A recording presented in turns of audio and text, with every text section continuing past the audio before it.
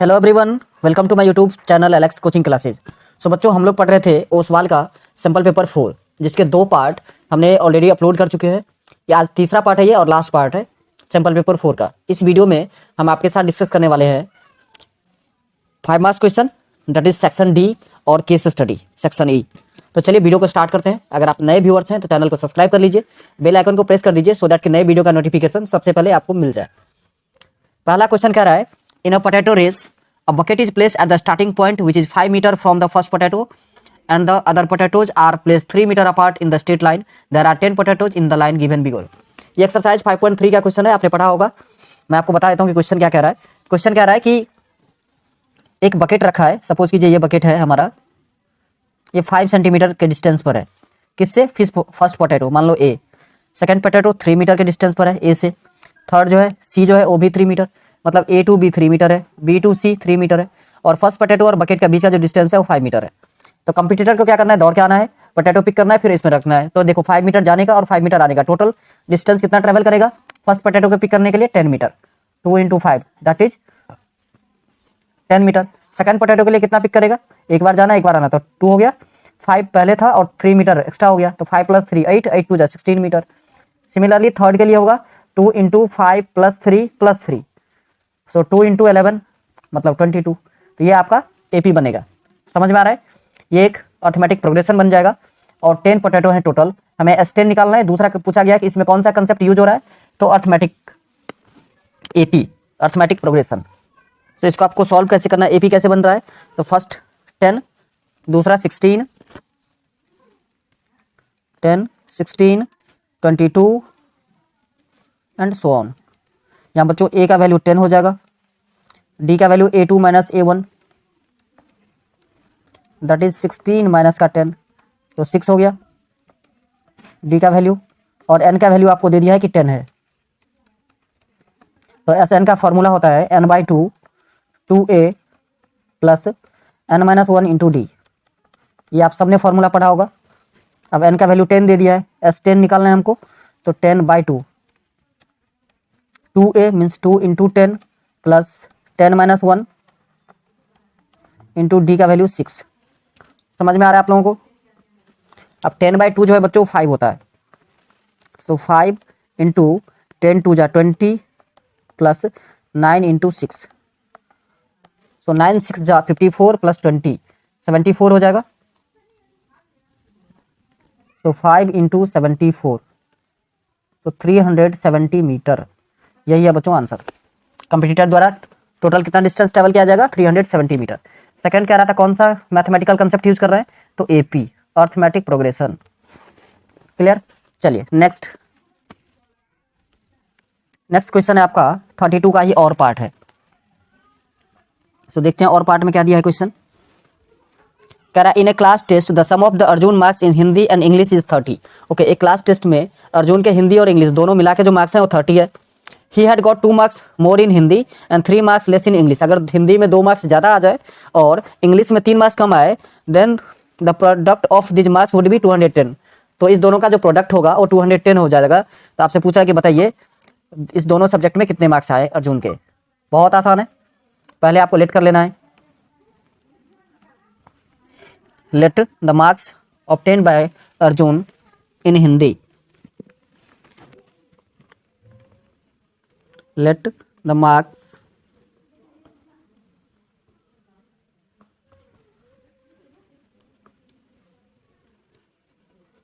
obtained by Arun equals to x। so marks obtained by Arun in Hindi, ये हिंदी है बच्चों, इन हिंदी भी लिख देना आप। और इंग्लिश में कितने आएंगे? तो 30 माइनस का x। आपको लिखना ATQ अकॉर्डिंग टू क्वेश्चन। क्या बोला कि 2 मार्क्स ज़्यादा आना चाहिए हिंदी में, तो x + का 2। इंग्लिश में 3 मार्क्स कम आना चाहिए, तो 30 - x पहले से था, 3 मार्क्स और कम हो गए तो 3 माइनस कर दीजिए। कितना होगा प्रोडक्ट? तो 210 210। अब इसको आप सिंप्लीफाई कर लीजिए। सो x + 2 × 30 - x करोगे आप तो 27 हो जाएगा। सो 27 - x = 210। अब x से मल्टीप्लाई कीजिए तो 27x माइनस का एक्स स्क्वायर प्लस 54 और minus 2x is equals to 210 210। So 27x minus 2x 25x minus x square plus 54 is equals to 210। अब आपको क्या करना है, 25x minus x square plus 54 को राइट हैंड साइड ले जाना है। सो आप लिख सकते हैं 0 is equals to x square plus 25x था तो माइनस का 25x होगा, माइनस का 54 प्लस का 210। सो एक्स स्क्वायर माइनस 25x और 210 माइनस 54 करना है आपको, तो ये हो जाएगा 156 प्लस का 156 इक्वल्स टू 0। अब ये एक क्वाड्रेटिक इक्वेशन हो गया, इसे आपको सॉल्व करना है। तो फर्स्ट और लास्ट को मल्टीप्लाई किया जाता है और बीच वाले को ब्रेक किया जाता है। सो 13 12 जा 156, 13 और 12 को ऐड करोगे आप तो 25x आ जाएगा। So x square minus 12x minus 13x plus 156 is equals to 0। यहाँ x कॉमन लेना है आपको, तो x माइनस का 12 माइनस 13 कॉमन लोगे, again x minus 12 is equals to 0। So x minus 12 और x minus 13 is equals to 0। तो x equals to आएगा बच्चों 12 एंड 13, ये दोनों वैल्यू आएंगे। समझ में आ रहा है? So case one when x equals to 12, x equals to 12 मतलब मार्क्स, हिंदी का मार्क्स अगर 12 हो तो मार्क्स इन इंग्लिश, तो इंग्लिश में कितने आएंगे, तो 30 माइनस का 12 that is 18। Case two marks in Hindi, अब हिंदी में मार्क्स कितने हैं, अगर 13 हो, x का वैल्यू 13, अगर मार्क्स हिंदी में 13 हो तो इंग्लिश में कितने आएंगे, 30 माइनस का 13, कितने मार्क्स हो जाएंगे, 17। सो दो आंसर हो गए इसके। पहला आंसर हुआ आपका, यदि हिंदी में 12 मार्क्स आता है तो इंग्लिश में 18 मार्क्स आएंगे। यह है आपका हिंदी, यह है आपका इंग्लिश, ठीक है। यदि हिंदी में 13 मार्क्स आता है तो इंग्लिश में कितने आएंगे, 17। हिंदी इंग्लिश, ये दोनों आंसर है, ठीक है। चलिए नेक्स्ट क्वेश्चन नंबर 33। चलिए 33 क्वेश्चन हम आपको दिखाते हैं। कह रहा है diagonal of a trapezium PQRS intersect each other at the point O। PQ parallel है RS के and PQ equals to 3RS। Prove that triangle PQS similar triangle QOR। Okay, सबसे पहले हमें PQRS एक ट्रेपेजियम बनाना होगा। चलिए बनाते हैं।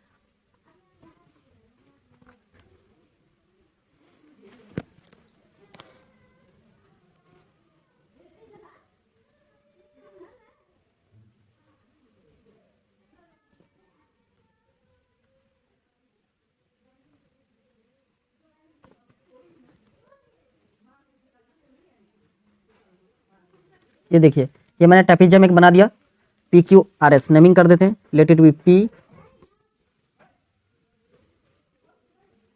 PQRS। अब इसके डायगोनल थे तो डायगोनल को मैच करना होगा।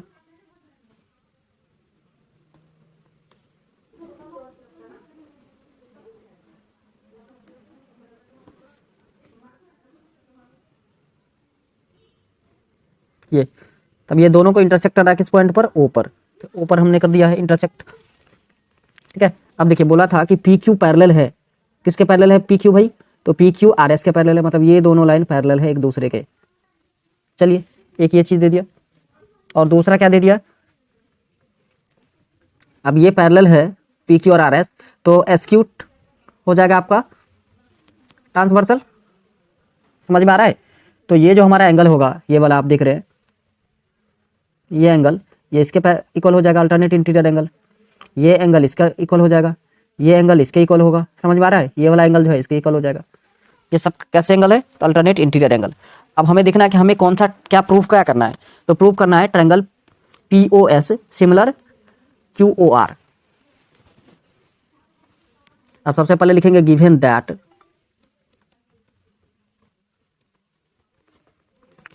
PQRS is a trapezium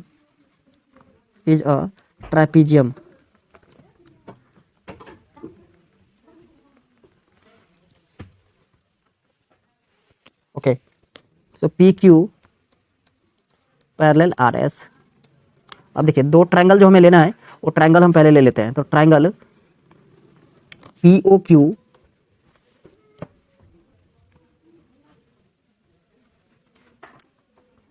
POQ और दूसरा ट्रायंगल ROS।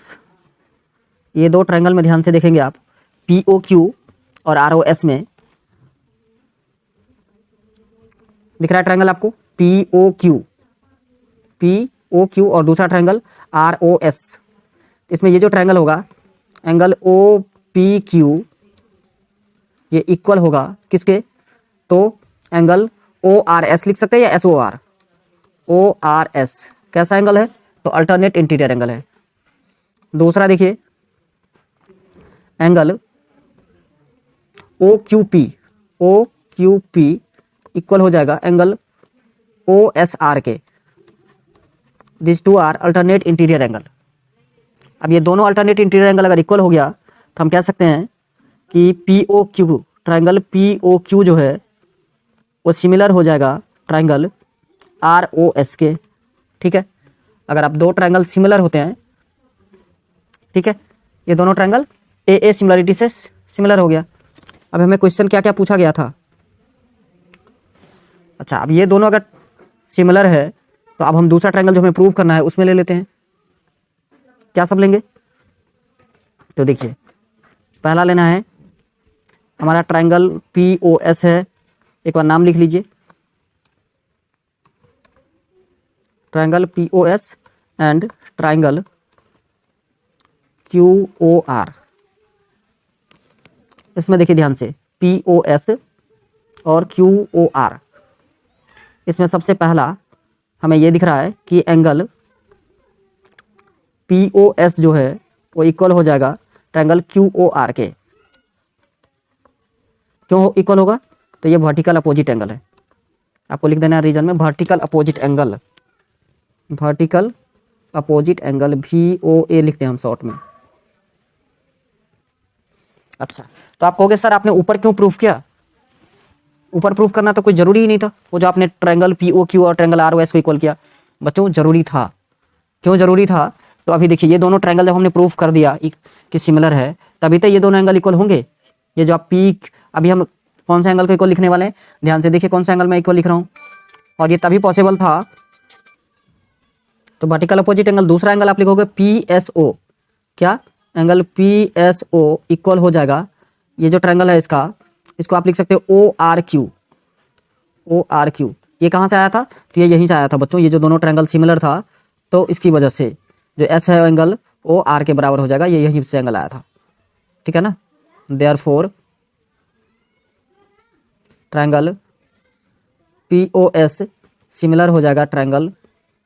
नेक्स्ट क्वेश्चन है बच्चों 33 का और पार्ट, कह रहा है in the given figure angle ACB equals to 90 degree. अब आपको ACB जो है वो दे दिया है, कितना है, तो 90 डिग्री है, और CD परपेंडिकुलर टू AB, और दूसरा कि CD भी परपेंडिकुलर है AB पर। तो हमें प्रूव करना है CD square equals to BD into AD।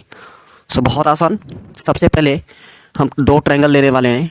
Triangle का नेम होगा पहला ACB, जहाँ पर 90 डिग्री बन रहा है C पर, तो आप लिखेंगे in triangle ACB and triangle. दूसरा ट्रायंगल कौन सा लेना है, तो एक ACB ले लिया हमने, और एक जो राइट एंगल और बन रहा था ADC। क्या, ADC। इस दोनों ट्रायंगल में आप देखेंगे तो ACB में एंगल C जो है आपका वो 90 डिग्री है, और ADC में एंगल ADC जो होगा वो 90 डिग्री होगा। ये दोनों 90 डिग्री है इसलिए इक्वल हो गया। और दूसरा angle A equals to angle A, common है, कॉमन एंगल। तो therefore triangle ACB similar to triangle ADC। बात आ रही है समझ में? अब दो ट्रायंगल अगर सिमिलर होता है तो उसका साइड का रेशियो क्या होना चाहिए? इक्वल होना चाहिए। सो ए सी फर्स्ट दो लेना है, तो इसका भी हो जाएगा A C by B C is equals to A D by C D. ये बच्चों कहाँ से आया पता है आपको? देखो समझने की कोशिश करना आप। अगर ये सिमिलर है तो इसका दो लेंगे फर्स्ट दो साइड, मतलब ए सी, और इसका दो क्या हो जाएगा? ए डी होगा, इक्वल्स टू दूसरा इसके लास्ट दो मतलब बी सी और इसके लास्ट दो सी डी। इसी को आप लिख सकते हो सी डी और बी सी को इंटरचेंज करके कि A C by B C is equals to A D by C D. समझ में आ रहा है? यही चीज़ मैंने यहाँ पर लिखी है। क्लियर? चलिए नेक्स्ट। नेक्स्ट दो और ट्रायंगल हमें सिमिलर प्रूफ करना होगा। वो ट्रायंगल है ए सी बी और सी डी बी। हमने ए सी बी बड़ा वाला ट्रायंगल और ये छोटा ट्रायंगल जो आप देख रहे हैं, मैं यहाँ पे दिखाता हूँ आपको। ये ट्रायंगल इसको सिमिलर प्रूफ कर दिया। अब हमें प्रूफ करना है ये वाला ट्रायंगल बड़ा वाला और ये जिसमें मैंने 2 लिखा है। तो इसका लिखना है in triangle A C B and triangle C D B. क्या? C D B. इसमें भी आप ध्यान से देखेंगे तो angle A C B equals to angle C D B equals to 90 degree. ये दोनों 90 डिग्री है इसलिए इक्वल है। और दूसरा angle B equals to angle B common है। Therefore triangle A C B similar to triangle C D B by A similarity. अब यहाँ भी ये दोनों ट्रायंगल अगर सिमिलर है तो इसको आप लिख सकते हैं, एक ही बार में बच्चों इस बार लिख देता हूँ मैं जैसे पहले किया था। तो इसको आप लिख सकते हैं ए सी बाई बी सी। एक second. A C by B C is equals to C D by B D. Related to equation second. ये सेकंड इक्वेशन है और इससे पहले जो आपने किया था उसको फर्स्ट मान लेते हैं। तो देखिए from equation first and second left left के इक्वल है तो राइट राइट के इक्वल होना चाहिए। Equation first and second left left के इक्वल है ए सी बाई बी सी, तो राइट राइट के इक्वल हो जाएगा। It means A D by C D equal हो जाएगा C D by B D के। क्रॉस मल्टीप्लाई कर दीजिए तो C D square is equals to A D into B D. यही प्रूफ करना था, प्रूव्ड। क्लियर? चलिए नेक्स्ट क्वेश्चन है question number 34।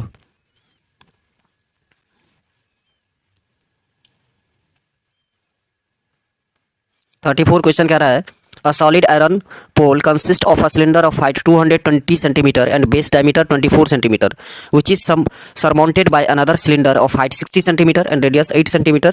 Find the mass of the pole given that 1 centimeter cube of iron has approximately 8 gram mass. बच्चों question आपको समझ में आया? दो सिलेंडर है, एक बड़ा सिलेंडर है नीचे और उसके ऊपर एक छोटा सा सिलेंडर है। दोनों का हाइट दे दिया है, दोनों का रेडियस डायमीटर गिवन है, उससे हम रेडियस निकाल लेंगे और हमें वॉल्यूम निकालना है दोनों सिलेंडर का। तो फिगर कुछ इस टाइप से आप बना सकते हो।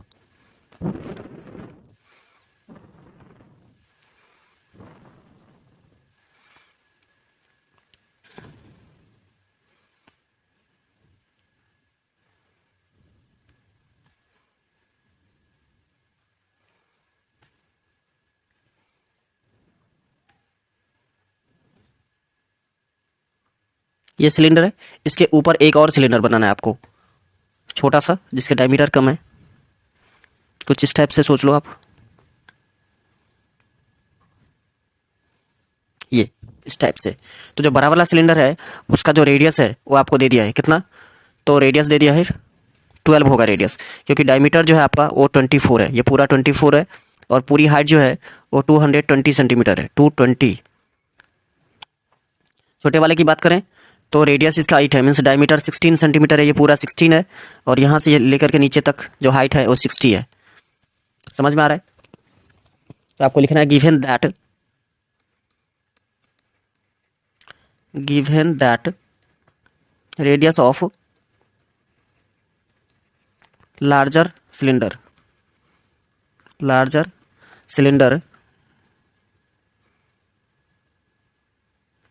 is equals to 12 centimeter, height is equals to 220 centimeter, radius of a smaller cylinder radius of a smaller cylinder is equals to 8 centimetre and height की बात करें तो 60 centimetre. Volume of solid shape, इस पूरे शेप का अगर volume निकालना चाहो आप, वॉल्यूम ऑफ सॉलिड शेप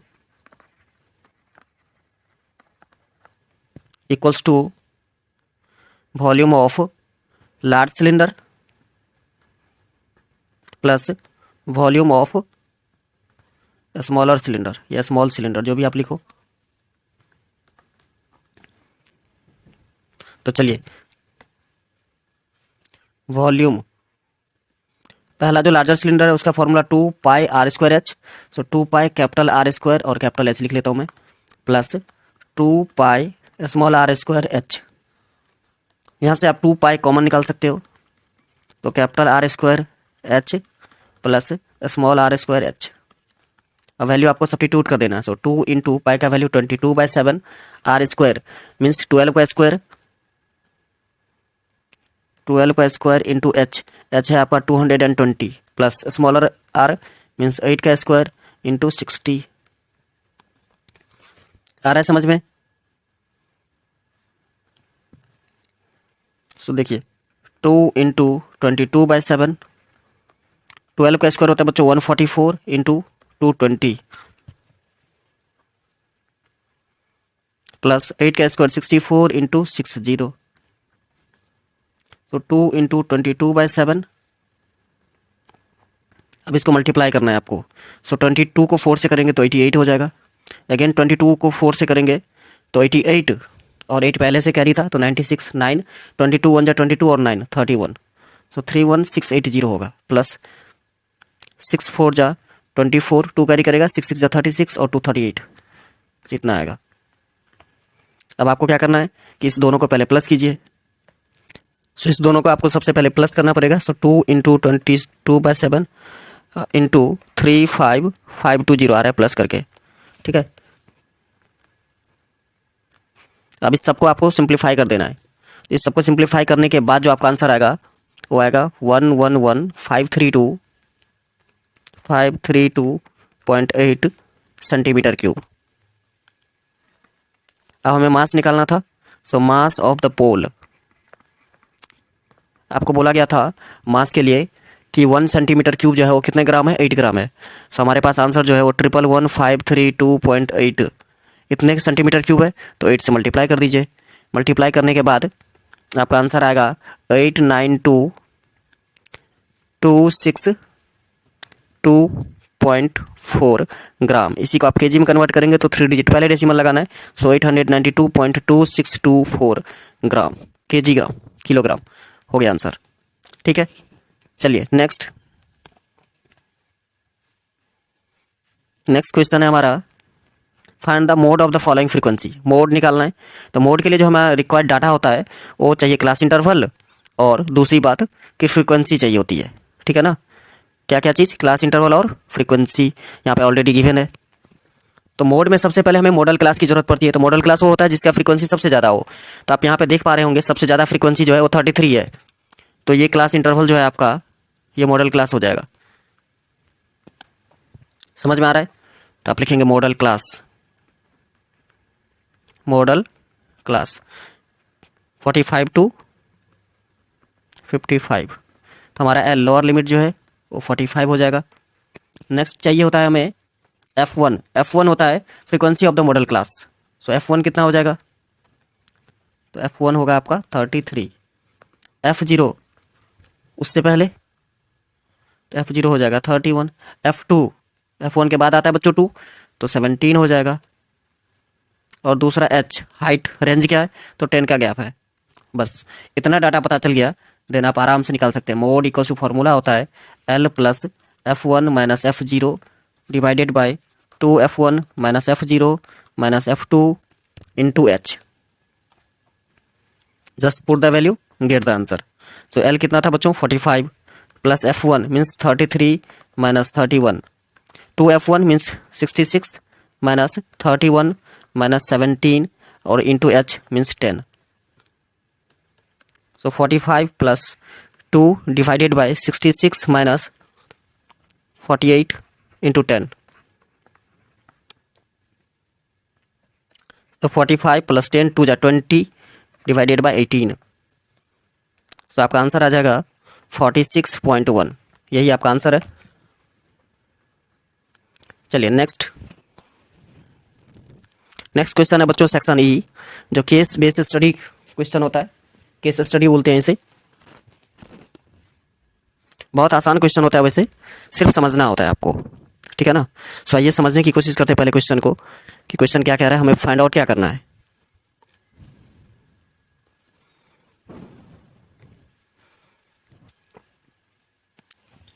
कह रहा है your friend Bir wants to participate in 200 metre race. Okay, आपका फ्रेंड है कोई बीर नाम का, जो पार्टिसिपेट करना चाहता है 200 मीटर रेस में। He can currently run that distance in 51 second and each day of practice it takes him 2 second less he wants to do in 31 second. अच्छा, अब वो स्टार्टिंग में ये 200 मीटर जो है इसको कितने देर में कर लेता है, तो 51 सेकेंड में। अब वो कह रहा है पर डे 2 सेकेंड को कम करना चाहता है, ठीक है ना। और उसका गोल क्या है कि वो 31 सेकेंड में कंप्लीट कर दे। तो देखिए यहाँ से एक आपको अर्थमेटिक प्रोग्रेशन दिख रहा होगा। कैसे, तो पहला first day 51 second, first day का गोल क्या है, उसको 51 सेकेंड फर्स्ट डे, फिर 2 सेकेंड कम करो तो 49, फिर से 2 सेकेंड कम करो तो 47, फिर से 2 सेकेंड कम करो तो 45। लास्ट कहाँ तक जाना है बच्चे को, गोल क्या है, तो सर 31 सेकेंड, 31 लिख दीजिए। अब यहाँ से देखो आप, ए का वैल्यू कितना हो जाएगा 51, डी का value 49 minus 51, A2 minus A1 जो है हमारा फॉर्मूला होता है, तो माइनस का 2 हो गया डी का वैल्यू, ठीक है। और AN आपको कितना दिया है, लास्ट कितना जाना है 31। अब वैल्यू पुट करो, ठीक है। AN का फॉर्मूला होता है A plus N minus 1 into D is equal to 31। A का वैल्यू ऑलरेडी पता है आपको, 51 plus N minus 1 into D का value minus 2 is equal to 31। अब क्या करना है आपको, 51 को राइट हैंड साइड में ले जाइए। So N minus 1 into minus 2 is equal to 31 minus का 51। So N minus 1 into minus 2 is equal to minus का 20। सो माइनस 2 से इसको आप डिवाइड कर देंगे तो 10 हो जाएगा। तो N इक्वल्स टू कितना होगा बच्चों, 10 प्लस 1, सर 11, बिल्कुल सही। तो N का वैल्यू कितना आया 11, ठीक है ना। चलिए, सो पहला what is the given situation in AP, तो फर्स्ट एपी हमने बना दिया। सेकंड क्या रहा था, what is the minimum number of days he need to practice till his goal is achieved, तो एन का वैल्यू निकालना था, जो हमने निकाल दिया, ठीक है ना। कितना आया 11 डेज। थर्ड पार्ट इसमें है कि if nth term of an AP is given by an equals to 2n plus 3 then find the common difference of AP. Okay, अब हमें क्या दे दिया है, तो an दे दिया है, हमें कॉमन डिफरेंस निकालना है। तो बहुत आसान, देखिए an इज इक्वल्स टू दिया है 2n प्लस का 3, यही दिया है बच्चों। तो a1 निकालोगे आप तो क्या होगा 2 इंटू 1 प्लस का 3, सो 2 1 जा 2 प्लस 3 5 होगा बच्चों। सिमिलरली a2 निकालोगे आप तो 2 इंटू 2 प्लस का 3, सो 2 2 जा 4 और प्लस 3 कितना हो गया 7। तो a1 a2 पता चल गया, तो d निकालना है, फॉर्मूला होता है a2 minus a1 means 7 minus का 5, कितना आएगा बच्चों आंसर 2, हो गया आंसर। आया समझ में। चलिए आगे बढ़ें, आई होप आप लोगों को समझ में आ गया होगा। चलिए इसी का अब एक और पार्ट भी है, तो और पार्ट का क्वेश्चन देख लेते हैं। क्या क्वेश्चन कह रहा है find the value of x for which 2x, x plus 10 और 3x plus 2 are the 3 conjugative term of AP. So बच्चों एक फॉर्मूला मैंने पढ़ाया था जब मैं बेसिक कंसेप्ट पढ़ा रहा था, if A B C are 3 conjugative term of any AP then 2b equals to होता है बच्चों a प्लस का c, ठीक है, याद रहेगा फॉर्मूला। सिमिलरली यहाँ पर देखिए 2x, x plus 10, 3x plus 2, ये 3 कंजुगेटिव टर्म है, means double of middle term, means 2 into x plus का 10, ये इक्वल होगा 2x प्लस 3x प्लस 2 के। समझ में आ रहा है। अब देखो 2x प्लस 10 2 जा 20 is equals to 5x plus का 2, सो 20 माइनस 2 करना है आपको और 5x माइनस का 2x, so 18 equals to 3x, 3 1 जा 3, 3 6 जा 18, तो x का वैल्यू कितना है बच्चों 6, यही आपका आंसर हो गया। समझ में आया। चलिए नेक्स्ट,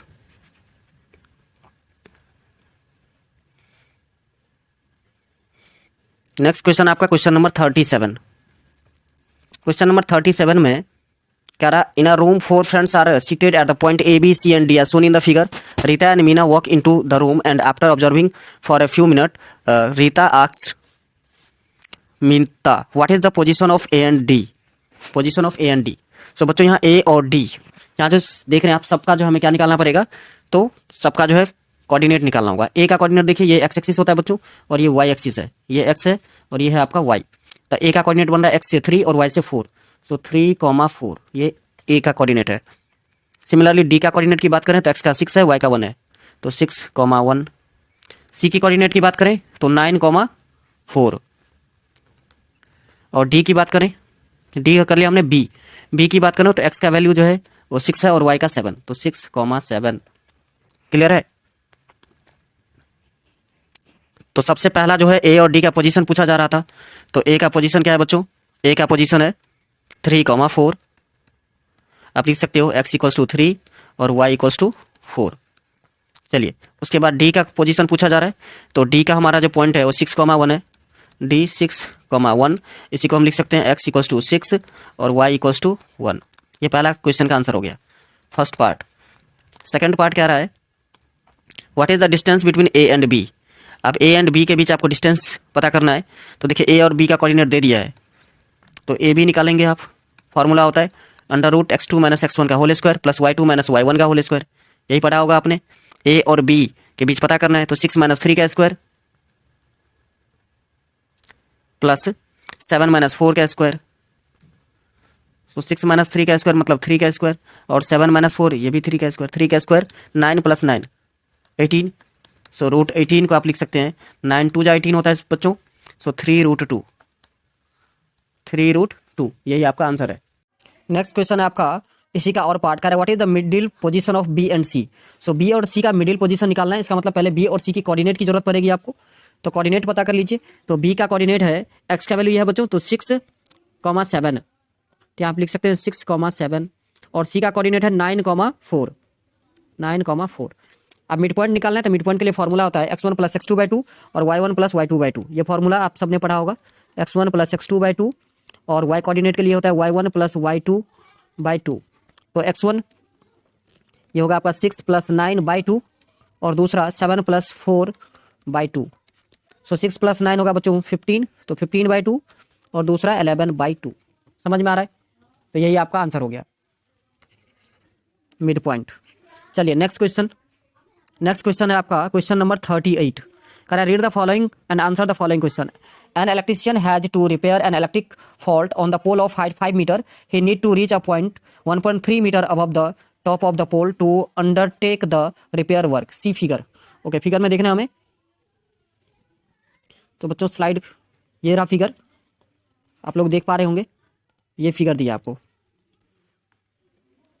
यस, तो कह रहा है what is the length of B D. B D का लेंथ क्या होगा। तो देखिए बी डी का लेंथ अगर हमको पता करना है, तो सबसे पहले टोटल लेंथ कितना था 5 और 1.3 मीटर अबव जो है, तो 5 में से क्या करोगे आप 1.3 को माइनस कर लो, तो 5 - 1.3 कितना होगा 3.7, कितना 3.7 मीटर हो गया पहला का आंसर फर्स्ट क्वेश्चन का। नेक्स्ट है आपका नेक्स्ट क्वेश्चन क्या पूछ रहा है, what should be the length of the ladder when inclined at an angle of 60 degree to the horizontal. अब देखिए 60 डिग्री लगा है, तो हमें लैडर का निकालना है, तो यहाँ पर 90 बन रहा है, तो ठीक सामने वाला एच हो जाएगा, हाइपोटेन्यूज हो जाएगा, तो साइन 60 डिग्री लगा दीजिए। तो sine 60 degree is equals to होता है बच्चों, यहाँ से ध्यान से देखिए, तो B D perpendicular by B C. अब बी डी का वैल्यू हमने ऑलरेडी फाइंड आउट कर लिया है, तो साइन 60 होता है √3/2, तो √3/2 is equals to 3.7 by B C. Cross multiply कीजिए, तो √3BC is equals to 7.4। Clear, तो BC इक्वल्स टू होगा 7.4 डिवाइडेड बाई √3। अब √3 से आप ऊपर नीचे मल्टीप्लाई कर सकते हैं, रैशनलाइज जिसे कहते हैं हम लोग, तो 7.4 √3 डिवाइडेड बाई 3। अब 3 से जो है आप चाहो तो यहीं पर आंसर छोड़ सकते हो, कोई दिक्कत नहीं है, ठीक है। नेक्स्ट क्वेश्चन आपका, how far from the foot of the pole should he place the foot of the ladder. मतलब आपको सीढ़ी निकालना है, कह रहा है कि लैडर का फुट पोल के फुट से कितने नज़दीक लगाएगा, ये निकालना है हमको CD। तो हम क्या लगाएंगे, cos 60 डिग्री लगा देंगे। तो cos 60 डिग्री हो जाएगा 6CD डिवाइडेड बाई BC। समझ में आ रहा है। cos 60 का वैल्यू होता है 1/2। So 1/2 is equals to CD, नहीं पता अपने को, CD ही निकालना है। और BC ऑलरेडी जो है हमारा, BC का वैल्यू देखिए प्रीवियस में शायद हमने निकाला है। BC का वैल्यू हमने निकाला था कितना, तो 7.4√3/3। तो वही पुट कर दीजिए आप, 7.4√3/3। सो ये 3 ऊपर चला जाएगा। तो 1/2 is equals to CD into 3/7.4√3। अब क्रॉस मल्टीप्लाई कीजिए तो 6CD इज इक्वल्स टू 7.4√3। तो CD का वैल्यू कितना होगा बच्चों, 7.4√3 डिवाइडेड बाई 6। ठीक है, इतना आप निकाल सकते हो CD का वैल्यू। चलिए नेक्स्ट क्वेश्चन है इसी का और पार्ट। अब और पार्ट देख लेते हैं। कह रहा है in the horizontal angle change to 30 degree then what should be the length of the ladder. तो लैडर का लेंथ क्या होगा अगर CD जो है एंगल को हम 60 के बजाय 30 कर लें। बहुत आसान, तो हम sin 30 डिग्री लगा लेंगे।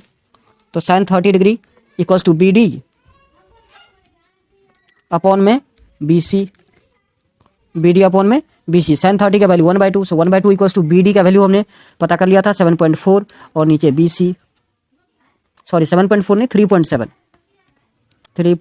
क्रॉस मल्टीप्लाई कर दीजिए तो BC कितना आएगा 7.4 सेंटीमीटर। सो हो गया ये सिंपल पेपर पूरा कंप्लीट। तो बच्चों आज के लिए बस इतना ही, मिलते हैं नेक्स्ट वीडियो में। जय हिंद, जय भारत।